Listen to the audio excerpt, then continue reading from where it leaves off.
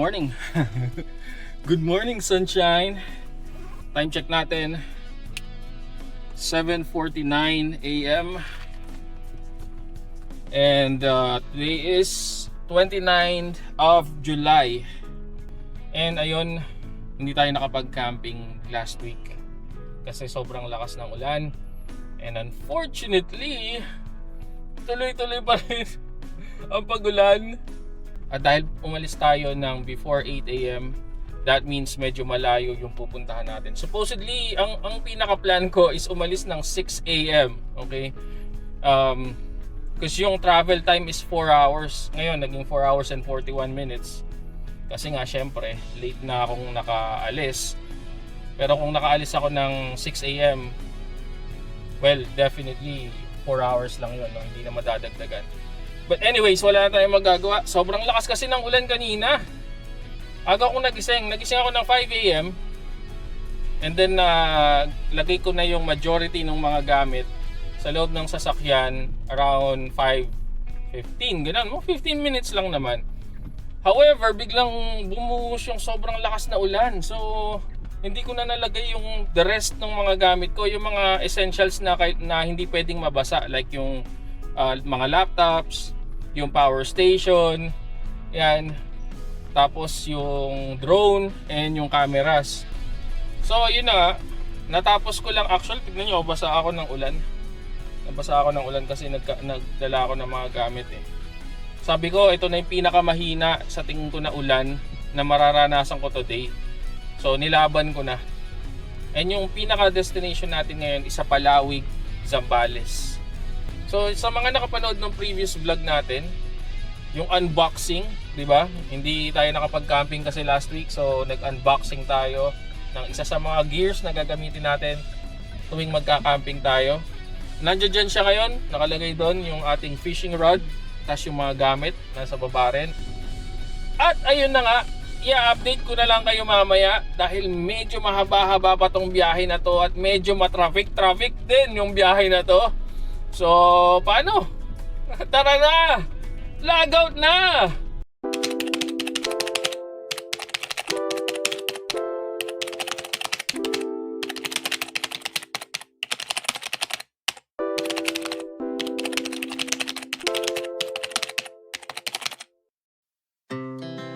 Our hearts beat to the city streets. We began to feel the fire. We rise like tall buildings as the chemicals they take us higher. The night's young, it has just begun as she puts her hand in mine. We wanna chase the night, wanna dance to the light, pull the stars from the sky, just two hearts running wild, never sleep, never stop. Update lang, nandito na tayo, papasok na tayo na Subic. And umaambon pa rin. Hopefully, pwede na yung ganito. Ganitong weather. Huwag na yung buhos na malakas, no? Kasi lagi na lang tayong naulan na. Malapit na tayo nito sa Castillejos and then doon na lang tayo mag-work. 9:22 na. So, saktong-sakto lang to sa Castillejos para makapag-work tayo. Nandito na tayo, malapit na tayo. Sa Palawig na tayo. Pag dumating kayo dito sa part na to, medyo alalay lang kasi nakasarado yung isang lane. Nga pala, yung pupuntahan natin na campsite is Alon at Apoy. Waves and fire. Ano kaya yung meaning nung Alon at Apoy, no? Malapit na to sa Camp Sitio Tangal tsaka sa Camp Rosal. Iniisip ko rin doon magpunta eh, actually. Pinagpilian ko siya. Pero sabi ko, parang gusto ko yung vibes ng Alon at Apoy. Tsaka sinabi sa akin ng admin ng Alon at Apoy, yung signal daw ng both Smart and Globe, eh okay naman. Pero aalamin pa rin natin syempre. Kumbaga, hindi tayo magbe-base lang doon. As usual, ang gagawin natin, maggagawa tayo ng review after ng experience natin. Overnight pa rin tayo. Hindi pa tayo umaabot do sa part na magti 3 days 2 nights. Maybe a few more campings pa. Ito pala, may Petron eh. Goods ako dito. Since ang gas station na pinupuntahan ko lagi is Petron. Pinaparight ako dito. Wala naman Teka, ito na naman tayo. Ito na naman tayo. Okay. Ito. Ito lang. Kinabahan naman ako. So, diretso. Sabi meron daw orange na flag. Orange, orange. Orange. Ito na siya, ito na siya. Yan, ito na. Saan dito? Parang ito. Saan yung entrance?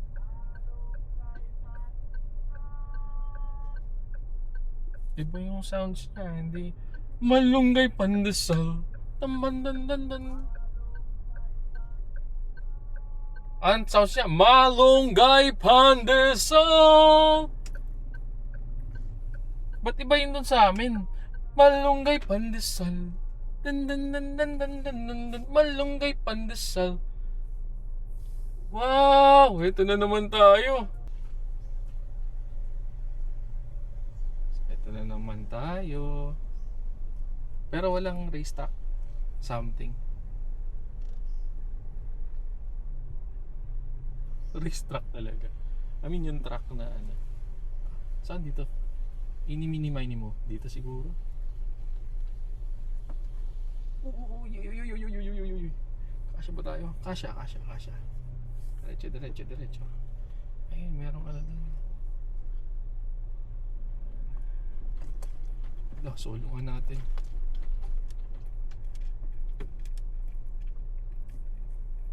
Nalagyan ng araw. Kaya nasasakyan natin dito?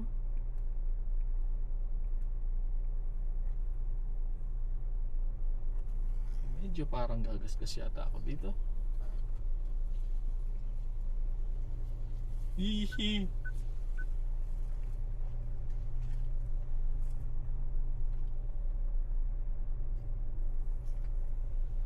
Oh, so nice. Sabi doon, pitch, pause, and breathe. O, diba? Pitch, pause, and breathe. Ay, dahil umulan, umakapaw yung pond. Diba dito nag-fishing sila, Boss Reed? So, dahil umulan siya, apaw yung pond.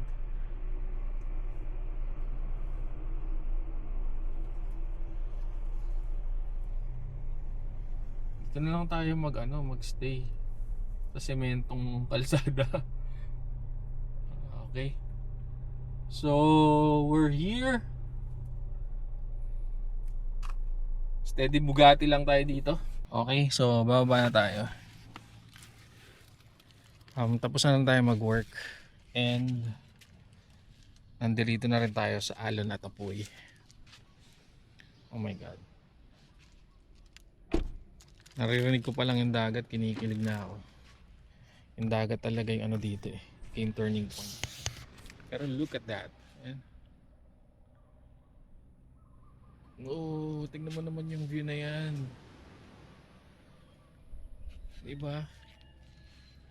Ang solid ng mga agoho trees. Dito na tayo nagpark sa pinaka-dumi ng sasakyan kasi naulan eh. Buti huminto na yung ulan, so all goods na tayo dito. Car wash na naman to magawa. So dito tayo sa may pathway na to. Dito na natin pinwesto yung sasakyan kasi nga solo naman din natin yung lugar. Ay, diba? Ay ganyan dagat na rin, diba? I don't know, pwede nyo ilakas yung volume. Ano yun, may mga nangingisda oh. That means pwede talaga ako dito mag-fishing. Ayan oh.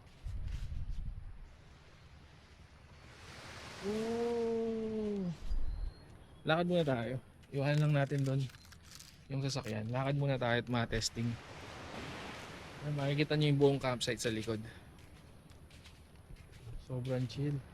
And this is a cove. Ayan oh. Cove siya. Pakita natin yung kabila. Yan. So this is a cove. Since malapit tayo sa Pinatubo, syempre, itong area na to, volcanic sand siya. May halo siya ng brownish to volcanic sand. Yung alam mo yung maitim. Pero hindi siya yung todong itim kasi nga halo may halo. O di ba? May halo siya na itim and medyo golden. And then kung makikita niyo doon sa likod, may mga nagfi-fishing. Naglalambat yata sila. Hopefully pagka nag-cast tayo later or tomorrow morning, sana wala tayong sabitan na lambat, no. Nasin solo ko yung lugar. Baka pwede kong gawin yung pinapangarap ng mga vloggers na napanood natin, na dito sa mismong ilalim nito dito tayo magpipitch ng tent natin. So pwedeng hindi na tayo mag-tarp, and then dyan na lang natin i-pitch yung tent para bukod sa mabilisan, parang ang cool, no. Diyan mo ilalagay yung tent mo sa ilalim mismo ng Alaw na Tapoy. Hindi natin alam kung may nakagawa na noon, pero if this is the first, then tayo yun, di ba? Oh! And so far, totoo naman yung sinabi ng admin na malakas yung signal dito. Ang natest ko pa lang is smart. Pakita natin yung oras para sure ball. Yan. Oras natin 2:33 PM. And ayun, smart yun nandito sa SIM card ko. Meron siyang 2 bars na LTE and it's enough, 'di ba? Medyo malambot pala yung buhangin dito. Mahirapan yung sasakyan ko dito.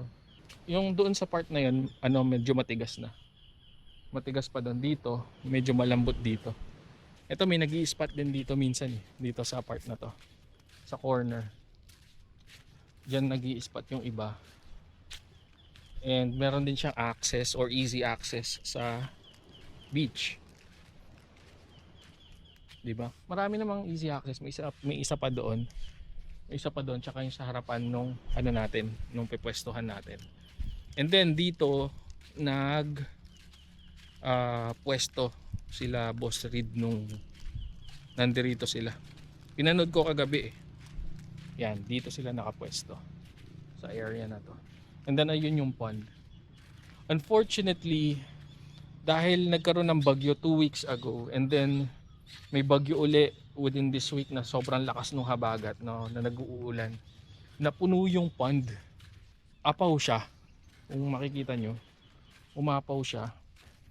Di ko parang na-damage din yata tong mga lights na to. Sana hindi.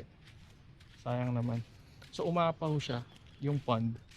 And then dumugtong siya dun sa kabila na yun. So hindi natin alam kung pwedeng mag-fishing dito or kung may isda pa siya. Kasi dahil umapaw siya, umabot siya doon Diba?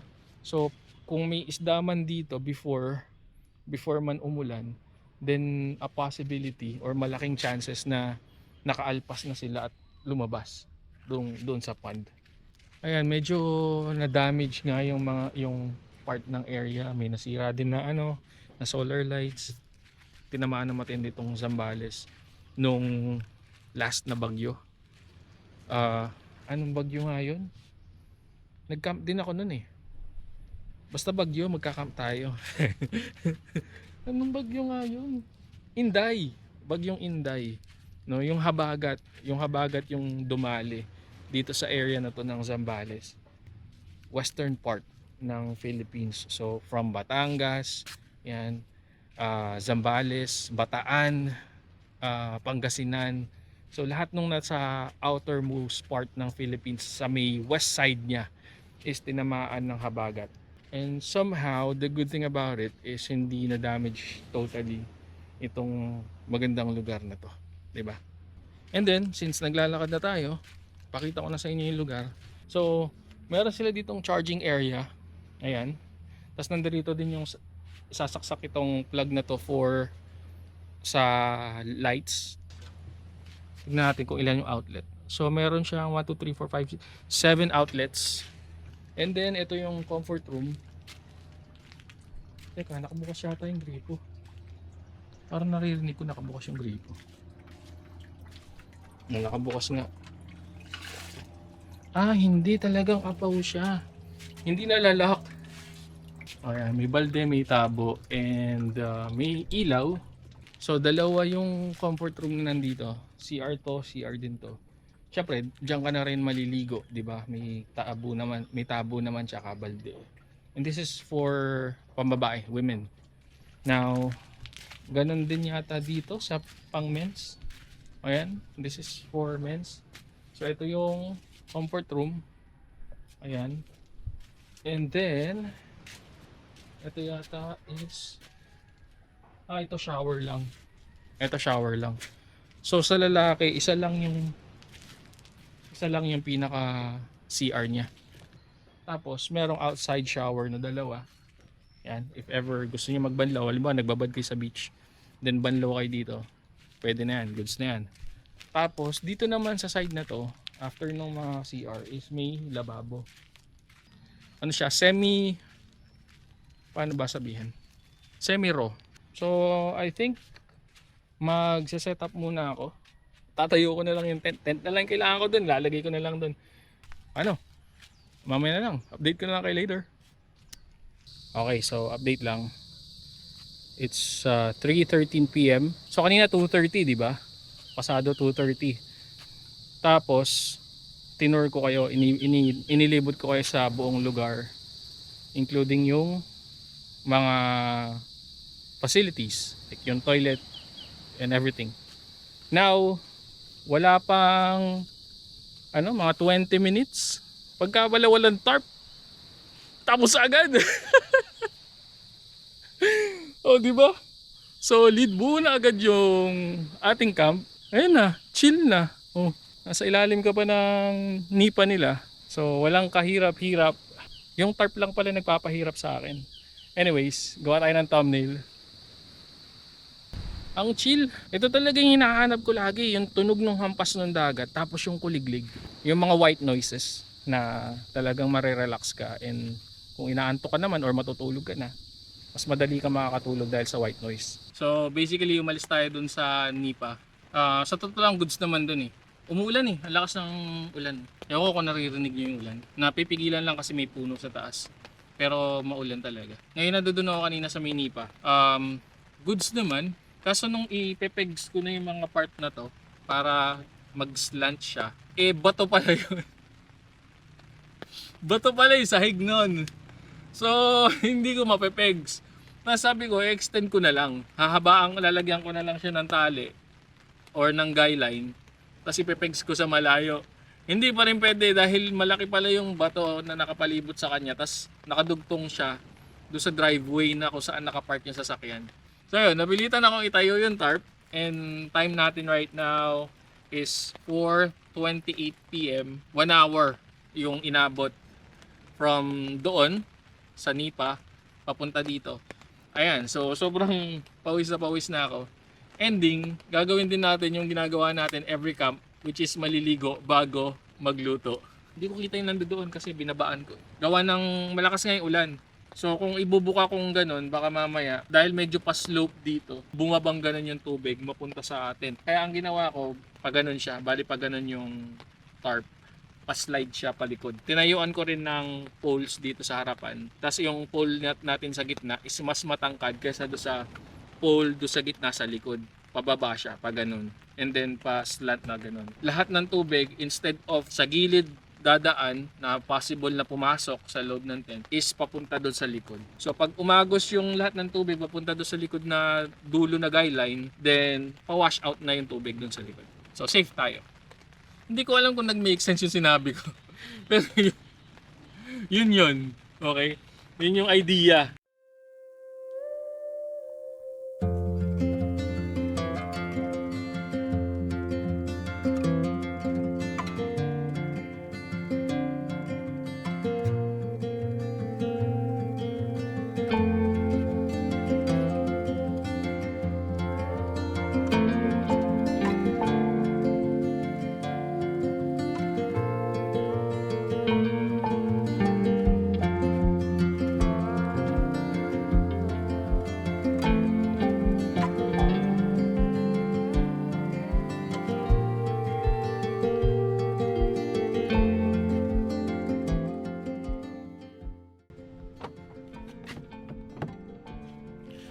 ko lang yung unan ko.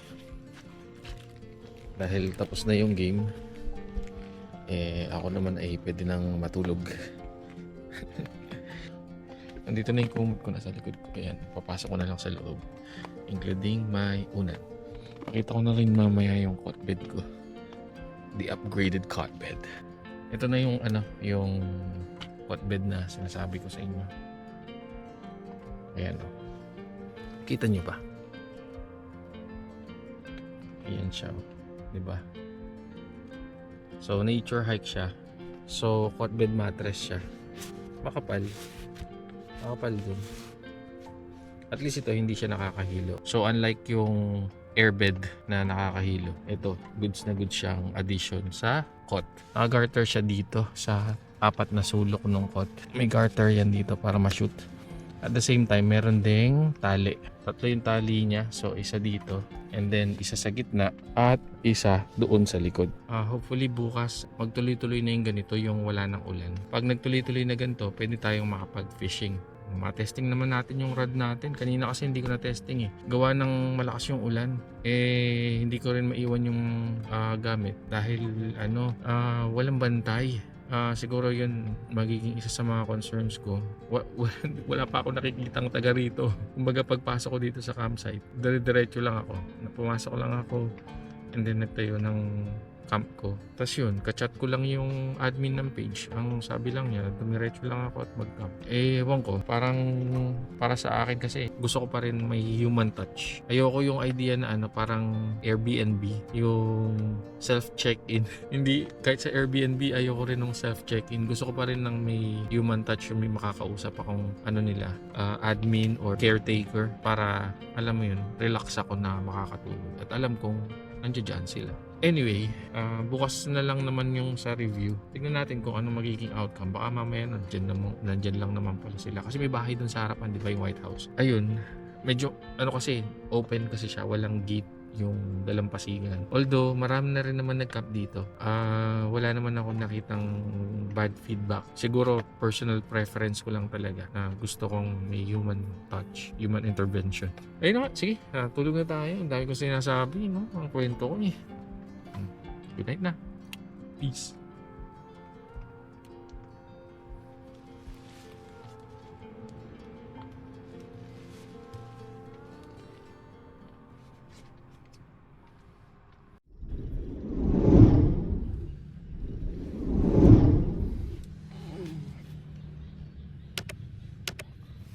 Lamig.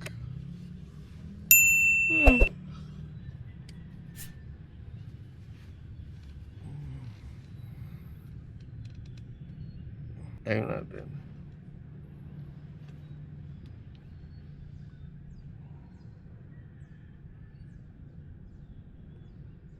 Sabi na one. Lamig. You guys? Hello. Oh, what's good? Oh, subscribe. What video? I can see the phone. I see black and white only. No, this is black and white only. Subscribe. It's so bright. Subscribe.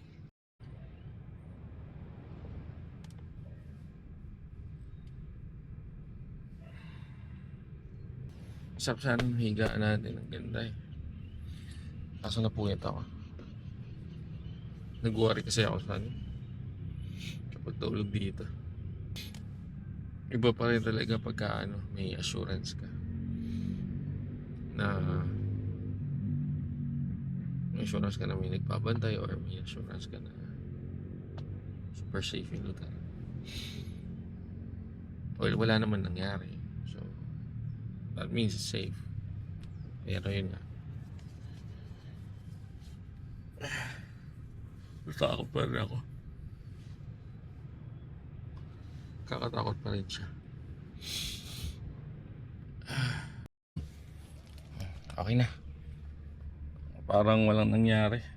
So, ito yung unan natin, tsaka kumot, mattress, cot bed, and yung ground mat. Gilamos muna ako. Pa akong hilamos.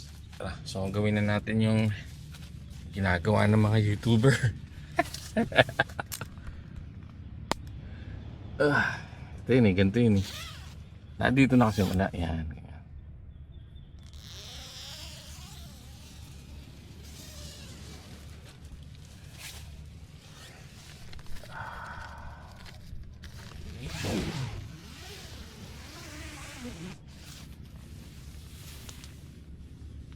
Uy, maliwanag na.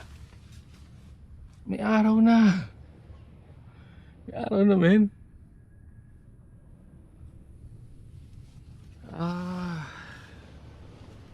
It's a beautiful day today.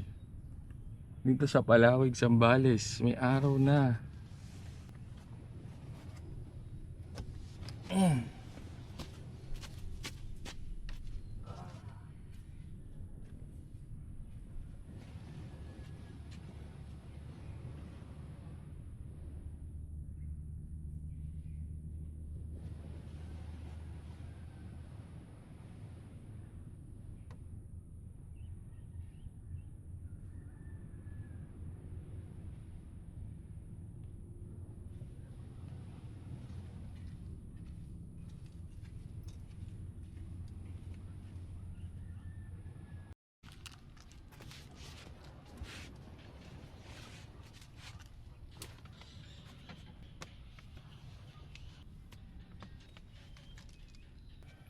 Lagay lang tayo ng protection kasi mainit yung araw eh.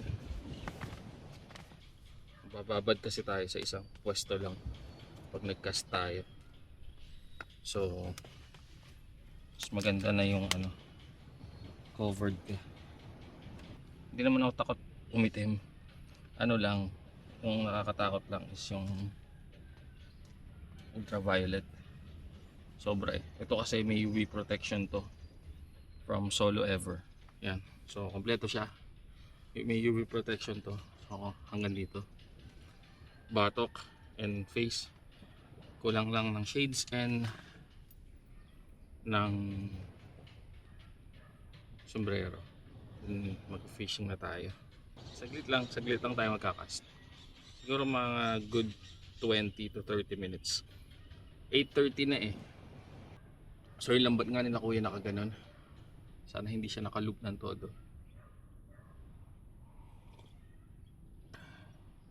Init.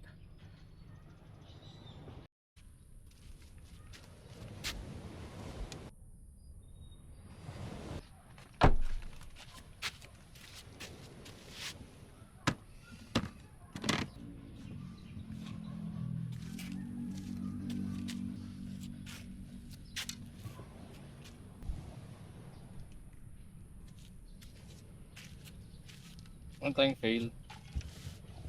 Yung snap pala is hindi pwedeng ilagay agad. Dapat mapastro ko muna sa mga guide saka ako gagawin. Saka pa lang lalagay yung snap. Error natin yan. But anyways, nakabisado ko naman na kung paano gagawin eh. Kaya dapat talaga pag nanonood ka ng mga YouTube tutorial, kabisaduhin mo. Wag lang sa bahay mo na lang gagawin siya tapos nakalimutan mo na. Dahil pagka ayun eh, nakalimutan mo nga, ito ang mangyayari sa'yo. Kumbaga ang mangyayari sa'yo is hindi mo magagawa yung same na nagawa mo sa bahay. Tapos hindi mo kinabisado kung paano siya gawin. So magkakaproblema ka pagka nagkaroon ka na ng actual.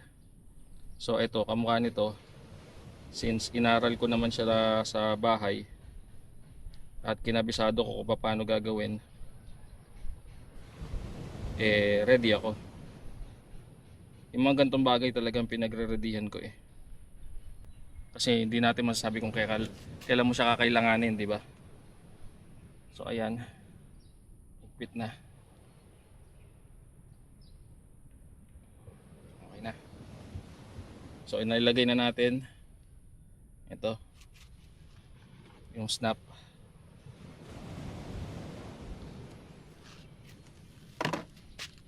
Akala mo, ano na, no? Professional. Ewan ko na nakakahiligan ko na yung ganun. Na pagka may pinanood ako sa YouTube, basta kinakabisa ko na. Kesa yung ulit-ulit ko bang papanoorin, ulit-ulit ko rin naman gagawin, di ba? So why not kabisaduhin mo na para pagka gagawin mo na, kahit ulit-ulitin mong gawin, kabisado mo na siya. Oh ha? Fisherman, bro. So ito, may POV tayo, tapos meron tayong side view. Pero parang pakiramdam ko uulan na, so bibilisan natin. 7:46. Siguro mga 5 cast. Tignan natin kung may mahuli tayo. We're ready. Tignan natin kung kaya ba ng ating set na makakuha ng something dito sa dagat ng Zambales. Set up lang natin tong ating 360 dito. Ibaon sa buhangin na maigi. Start recording. Makakahuli kaya tayo. Make sure na maayos yung lines. Okay. So far so good. Luwagan lang natin to. Luwagan natin yung drag. Kasi medyo nabalik ko yun. Ayan.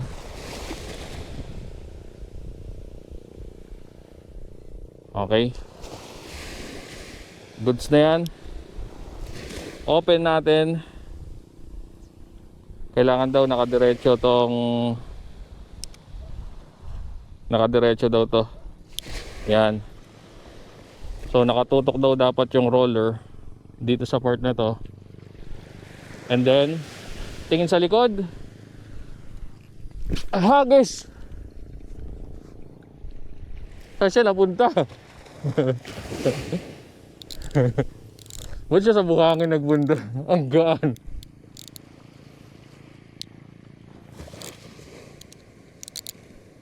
Ang gaan ng lure.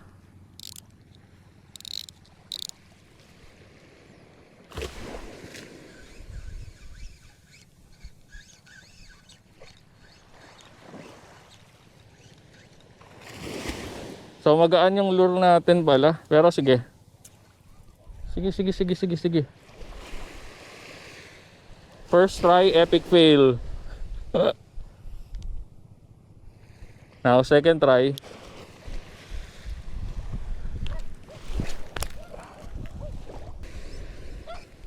Okay. Tinatangay yung lure natin ng hangin. Lumakas yung hangin na naman. Huwag lang sanang uulan. Third cast. Luwagan natin yung drag. Sa tingin ko dahil sa drag to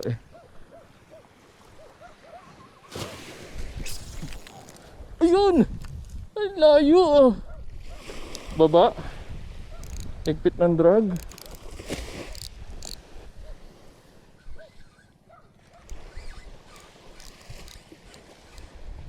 One, two, three. Konting galaw. 1, 2, 3. Konting galaw. 1, 2, 3. Konting galaw. Layo ah. Ala. Ayun. Ay, ang ganda ng langoy ng ano. Konti pa, malalaman na natin to. Medyo nasasanay na tayo. Yung idea lang ng pag-release.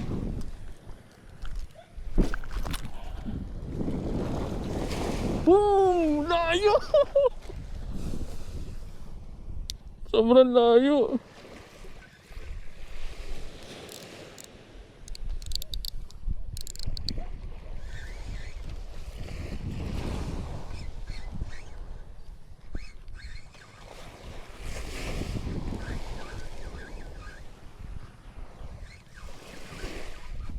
Katuwa.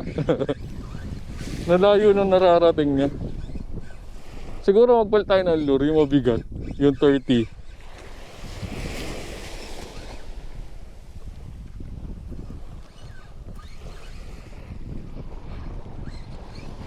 Ang ano ko, problema ko, hindi ko alam kung ano yung feeling na may huli.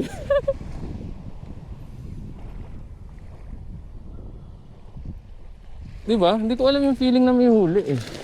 So paano ko malalaman na meron na akong huli?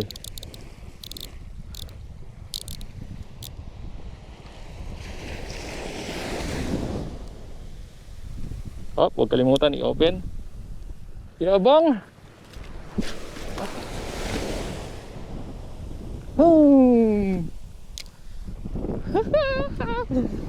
Tinatangay yung lure.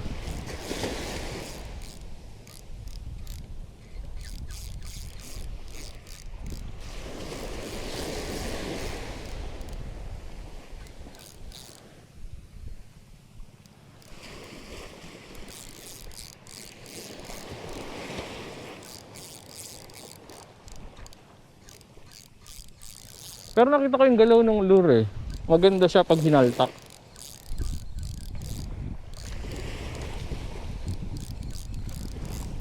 Ay, eto na pala siya.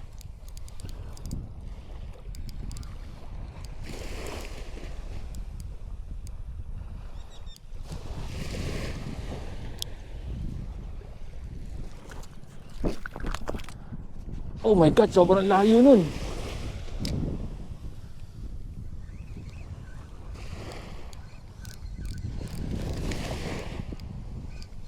Ba't tumataas yung pa ako no?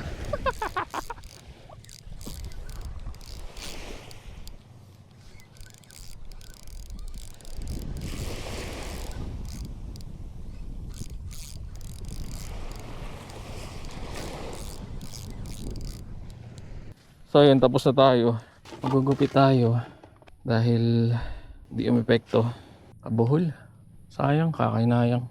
Kung kailan layo na ng lipad. Ibig sabihin pala, kung isasagad ko pa siya or kung hindi bumuhol yung tali, pwede pa siyang lumipad na mas malayo pa. Grabe, no? Okay, update lang. Nabutan tayo ng work dahil nga nagdagdag tayo ng additional activity, which is yung casting or yung fishing. So ending, nalate tayo sa pagliligpit. Di pa tayo nakakapagligpit actually. Ilaw pa lang. Tapos yung fishing gear, yung drone, tsaka very minimal na things yung mga naayos natin. So inabutan tayo dito ng trabaho. Time natin ngayon is 10:15. Normally ang ginagawa natin, di ba, bumabiyahe na tayo, tas sa biyahe tayo doon tayo mag-work. Pero ngayon, yun nga, inabutan tayo. So ang gagawin natin, tatapusin muna natin yung ibang mga trabaho dito, and then unti-unti lalagay natin sa sasakyan. Ay, hindi to sponsored, maliligo na kasi dapat ako eh. Hindi rin umabot yung paliligo ko. So ang gagawin ko is habang naghahakot, trabaho, and then ligo, trabaho, ganun. Alam nyo na, didiskartehan na lang natin. So unti-unti, and yung check out time dito is 1 PM. So from 10 AM till 1 PM yung check-in and check-out. So it's like 27 hours yung binibigay ng Alon at Apoy sa mga campers. Yung kalat, tinabi ko na rin, naka-garbage bag na dito. So dadaling ko na lang pa uwi since wala naman tayong niluto talaga. Tapos along the way, hanap tayo ng karinderya, doon na lang tayo kakain. Gusto ko ng gulay. Okay, that's it. Update ko na kayo. Work muna ako. Naayos na natin yung lugar. At 12:30, napak na natin lahat sa loob ng sasakyan. Ayan, punong-puno na naman. From the back, nandyan lahat yung lamesa, yung tent. Tapos dito sa second row seats, nandiyan naman yung mga upuan, utility bag. Dito yung electric fan, tsaka yung mga damit, kumot, fishing rod, tsaka yung rails and everything. Siyempre sa harap, yung power station na nakabalot sa garbage bag. Kasi kahapon umuulan, so binalot ko sa garbage bag. And then cameras, drone, isang laptop uli, yung main laptop na ginagamit ko sa work. Here's our spot. walang natira dito, walang naiwang kalat or anything kasi nilagay ko doon sa garbage bag. So kung hindi umuulan, sobrang aliwalas talaga dito. Tingnan mo naman, oh. Diba? Kung kahapon nagandahan na kayo at nagandahan na rin ako sa idea ng lugar, kahit na umuulan, diba? Ngayon na maaraw, mas gumanda siya. Hindi naman mainit talaga. Presko naman. Tawag nito, nagbalot lang ako para sa UV protection kasi nga lagi na tayong lumalabas. So we need to make sure na protected din tayo. Mahirap na, di ba? Kasi hindi na ganun kamukha nung mga bata tayo yung araw. Parang ano na siya ngayon eh, sobrang harsh na. And if ever pupunta kayo dito at magbabaon kayo ng pegs, magdala kayo ng 40 cm. Ayun o. Ayan o. Konti pa lang nakabaon pero kaya na niyang i-handle tong stand na to. 40 cm para sure ball kasi pwedeng mahatak siya eh.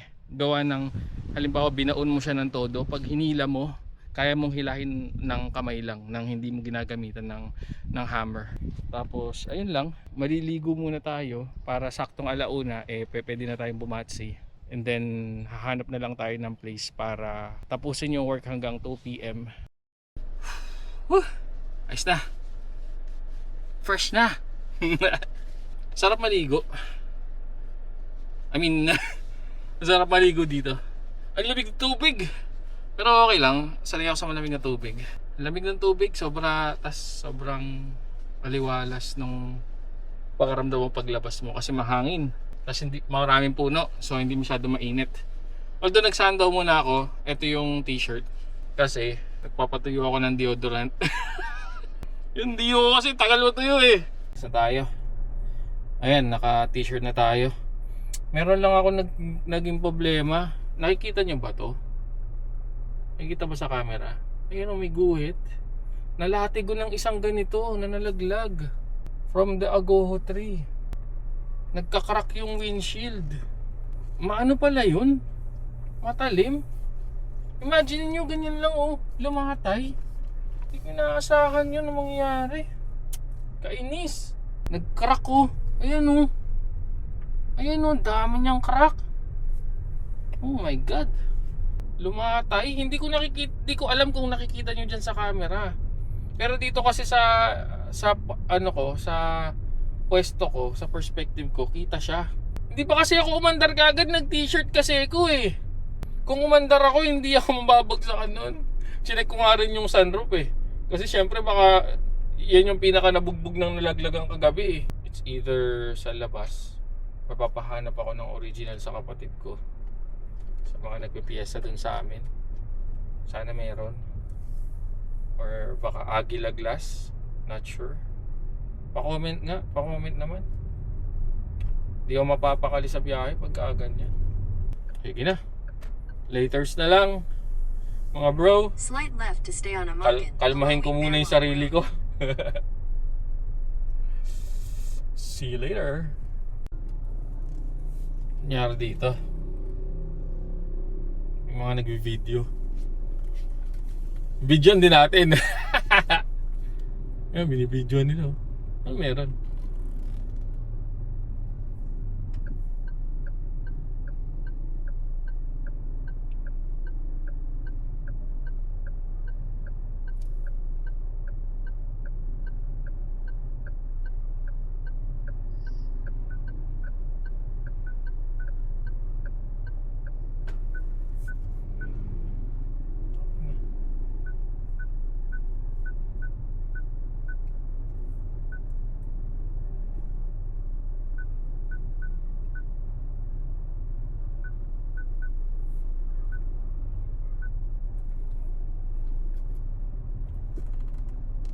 Ano ba't may pulis? May sandalo. Uy, ano nangyari?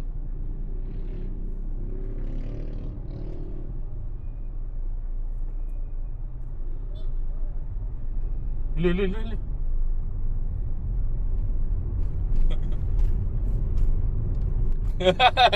Ano yun? Gulat ako ah. Okay, yun lang. Ano tong pinadaanan mo sa akin, Google Map? May sibilisasyon pa ba dito? Ano to? Barangay Hall? Uy, may Barangay Hall! Ano pangalan ng barangay? Mesa Lipit. Mesa Lipit Barangay Hall. Bacolor, Pampanga. Oh, Bacolor. Ganda nung ng barangay, Mesa Lipit. Ano ibig sabihin ng Mesa Lipit? Naipit? Malalim na Kapampangan na yun. Kasi, di ba yung naipit is mesipit? Dahil Mesa Lipit, pwede, no? Naipit, tas pinitpit pa. Yung mga tosang ginagawa nilang pangharang, no? Pangharang yung mga tosang. Siguro para hindi masyadong bumilis. Woohoo! Nagkasya yung truck eh. Magkakasya ako doon. Di ba? Pag hindi ako nagkasya doon, ay ako na may mali doon. Dito daw eh. Si Google Map nakalagay tumbok diretso. Ay pag tinumbok diretso mo, laglag ka doon. So malamang ito yun. Okay, time natin 5:50 PM. Andito na tayo sa Apalit. Ito yung yung lusutan ng NLEX. Ayan. So kung nag-exit ako kanina, diyan ako lalabas. San Simon exit. Diyan, ayan San Simon exit yan. So 5:51. Mas mabilis pa rin, no? Alas 6 Apalit na ako, di ba? Not bad. Uy, ano to? Ba? May ganun pala dito? What? Okay, Giga Plaza. Punta nga dun. Araw-araw kaya yun? O tuwing ano ba kaya? Thursday? O tuwing Thursday. Awkward naman nung araw, Thursday. Yun, medyo malaki-laki yung parking na. Hanggang likod din eh. Tsaka sa gilid. Pwede doon food trip, no? Food trip. Tapos mag-drone shot ka. Workation adventure where family and life meets productivity. Laptop sa bag, pangarap sa daan. Work from home, dad, pero laging may lakbay. Sa bundok man o dagat ang tanawin. Buhay ay adventure na gustong damhin. Camping solo sa ilalim ng bituin. Tahimik ang gabi, pagod ay mawawala rin. Pero sa bawat biyahe, pamilya ang isip. Workation adventure, kwento'y legit. Trabaho at buhay, sabay na inabot. Sa bawat hakbang, pangarap ay sumusunod. Workation adventure, buhay ay lakbay. Family and life, productivity ang gabay. Work smarter, live better ang tema. Sa bawat adventure, saya ang dala. Workation adventure, buhay ay lakbay. Family and life, productivity ang gabay. Work smarter, live better ang sigaw. Sa bawat adventure, pangarap ang tanaw. Workation adventure. Whoa. Workation adventure. Workation adventure. Workation dad. Workation. Work smarter, live better. Life is the journey.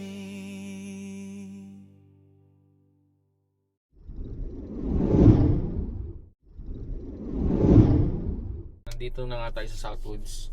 And while working, gawin ko na dito yung review ng ating reviews vlog. Ay, shoutout ko nga pala si Tita Bing. Shoutout kay Tita Bing. Nag-comment siya doon sa previous vlog pala doon sa Green County. Eh, hindi ko siya nasama doon sa fishing. Gawa ng na-edit ko na. So ayun, gawin na natin yung review. Ito yung review sa Alo na Tapoy, yung last na camping natin doon sa Zambales. So again, we have 5 categories. And somehow meron nagpayo sa akin na dahil lagi naman daw ako may dalang power station, wag ko nang isama yung electricity. Lagay ko na lang siya sa additional remarks. Which is totoo naman, parang network lang yung idea talaga. And yung electricity is depende na lang talaga sa camper kung may dala siyang power station. Kumbaga sa akin talaga lagi siya magiging 5, di ba?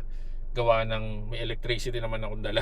So ayun, gagawin ko na lang siyang additional remarks if ever yung campsite is nagbibigay ng electricity. Para may idea na lang din yung ibang remote working na kamukha ko na wala pang power station or limited, like may power bank pero limited lang, di ba? And also yung mga majority din ng mga campers na hindi rin nagwo-work, hindi naman nagre-remote work, pero gusto rin nilang may electricity, like for example, yung meron silang anak, ganyan, at kailangan ng supply ng kuryente para sa electric fan. So first stop, accessibility and vibes.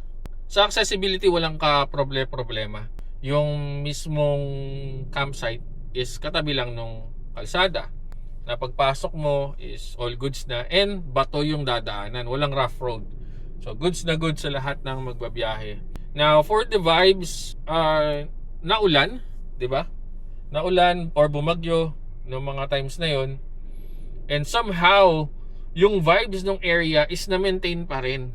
Parang sobrang cozy nung pakiramdam ko nung nakita ko yung mga agoho trees, lalo na nung kinabukasan na umaraw na. Sobrang relaxing, yung tipong kuliglig lang yung naririnig mo, tsaka yung malakas na hampas ng alon ng dagat. So accessibility and vibes, definitely it's a 5 for me. Now, the second category is security and staff. Ngayon, nakita nyo naman dun sa video na sinabi ko dun yung about sa staff na wala akong nakita. Although dumating yung may-ari the following day or kinabukasan.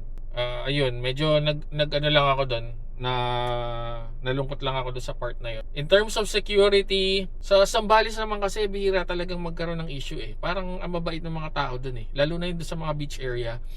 Kung napanood nyo yung SWSR na video ko or vlog namin, makikita nyo sobrang bait ng mga staff ng yung mga taga doon talaga sa Zambales. Sobrang bait nila, lagi silang nakangiti, di ba?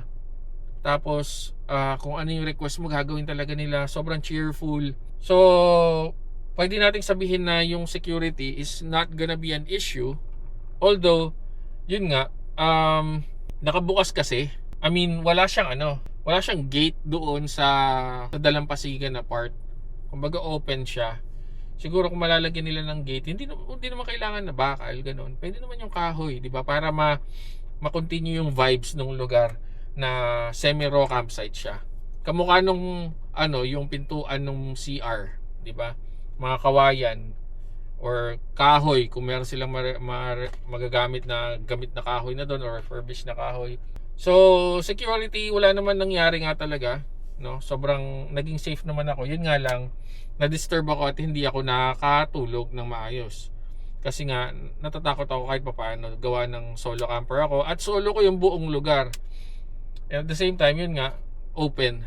In terms of the staff, sa sa admin ng page, all goods madaling kausap. Pag nag-request ka, parang binibigay lahat, ganyan. So, madaling kausap. Yun nga lang, tulad nung sinabi ko nung matutulog na ako, kinailangan ko nung personal touch. Yung tipong may mag-welcome sa'yo. I'm not too sure if lahat is gusto yung ganun. Pero ako kasi gusto yung ganun yung may makakasalubong muna ako na taga doon. And mas mabigyan ako ng peace of mind. Yung tipong ganun na, hello, nakita nyo ako. At nakita ko rin kung sino yung mga pwede ko makaharap the following day, yung mga tipong ganun. So, mas napapalagay yung loob ko pag gaganon Imagine kung ganito yung magiging scenario. Pupunta ka sa isang campsite and sinabi na pasok ka na lang and then set up ka na lang. Tapos hindi mo nakita kung sino yung mga admin doon or sino yung caretaker, kung sino may-ari, hindi mo sila nakita personally. And then dumating sila ng gabi para kumustahin ka. Medyo shocking yun ha. Siyempre biglang may lalapit sa tent mo na hello, kumusta, ganyan. Medyo maaalangan ka, di ba? Na sino ba to? Yung tipong ganun. Kumbaga maki-question mo rin yung security at the same time. Na bakit nakapasok to? Sino ba to? Admin ba to? Caretaker ba to? May-ari ba to? Or someone na basta pumasok na lang sa campsite. So yun yung idea nun kung bakit kailangan ko rin or gusto ko rin na makita or may makausap before ako mag ng campsite. So kung napanood nyo yung mga previous vlogs natin on previous campsites, talagang hinahanap ko kung sino yung pwede kong makausap, di ba? Yung gusto ko siyang makita personally. Kasi pagka nakita ko na siya personally, medyo mapapanatag na yung loob ko. So ayun, unfortunately ma-half ko yung score ko sa security at yung sa staff. So half score lang, 0.5 lang tayo doon sa security and staff. And now the third category, cleanliness and facilities. So punta muna tayo sa facilities. It's a raw campsite. You need to remember that you need to check kung raw campsite ba siya, semi-raw campsite, or yung tipong medyo advanced campsite na. So since semi-raw siya, na-appreciate ko pa rin yung facilities kasi yung sa CR, 'di ba? May flush, 'di ba? Kahit papaano, meron siyang ganung idea. So may flush, the same time may showers, tas may ilaw. Ang daming ilaw actually. Hindi nyo nakita sa vlog kasi nagdidim yung light pag walang gumagalaw doon sa area. So ano siya, so maraming solar lights. Ilang solar lights yun? Siguro kung bibigay ko yung approximate number ng solar lights nandoon. It's around 10 to 20 solar lights ang meron. So bigla lang siyang liliwanag pag naglakad ka sa baba. Tapos meron ding mga mangilang parang yung light balls na dikit-dikit. Meron dun sa may kubo at meron din dun sa likod na sinasaksak. Although di ko na sinaksak, 'di ba? Kasi nga as much as possible gusto kong mag-conserve ng energy. And yung sa kubo kasi hindi ko alam kung saan yung saksakan. So hindi ko na napatay. So hinayaan ko na lang na ganun. And even yung sa banyo, hindi ko rin alam kung saan yung switch nun. Siguro talagang pag ginabi na, mag-o-auto na. Malinis naman, yung tubig napakalakas, 'di ba? Doon sa lababo niya, even doon sa banyo, ang lakas ng tubig. Ang lamig pa ng tubig. Ngayon, in terms of cleanliness, buhanginan, mapuno, may mga malalaglag na dahon. Pero what I can say is napakalinis ng lugar. Yung mga nalalaglag, dumadagdag siya doon sa ambience, doon sa vibes, doon sa number 1 category natin. Dumagdag yung mga nalalaglag ng mga ng agoho and yung mga dahon. Tapos ang linis doon sa may lababo, malinis din doon sa CR. So malinis yung lugar, sa totoo lang. Sobrang linis ng lugar para sa isang beach campsite na semi-raw. So cleanliness and facilities, big check tayo. Now, yung next category natin is yung number 4, cost. So for Allen at Apoy, para makapag-camp ka, you need to pay 600 pesos. 300 upon booking and 300 upon checkout. Ang kagandahan sa Allen at Apoy, yun nga, may booking. Bawal yung walk-in. Kailangan nyo mag-book at kailangan nyo magbayad. If ever you need the link for the page, I'll put it on the description. Okay, para hindi kayo ma-scam or whatnot. So ang tanong is, sulit ba yung 600 pesos? And masasabi ko is yes. Okay, sulit siya. And so for the cost, it's a big check. And then now for the final category, network. Before ako actually magpunta ng campsite, lagi kong tanong yun kumusta po yung internet connection? And ang sagot sa akin ng Allen at Apoy admin is malakas po, both Globe and Smart. And again, hindi ako binigo ng campsite dahil ang lakas naman talaga ng internet. Nakapag-work ako ng walang kaproblema. Ang bilis. Tapos nakapanood ako ng paborito kong online streaming na game, 'di ba? Yung nanood ako ng MSC while nandoon sa Allen at Apoy. Walang loading, walang buffering. Talagang full blast, dire-diretso yung streaming. Meron ako na Globe and Smart. And yung parehas na network ay sobrang lakas. For the 5th category, network, it's a big check as well. Ayun na. So, overall natin for Alon at Apoy, it's gonna be 4.5 over 5. Siguro kung may dumating lang na tao doon, malinis na talaga na 5 yon. Pero yun na nga, 4.5 over 5 yung aking rating sa Alon at Apoy. Definitely, it's on the excellent part pa rin naman, di ba?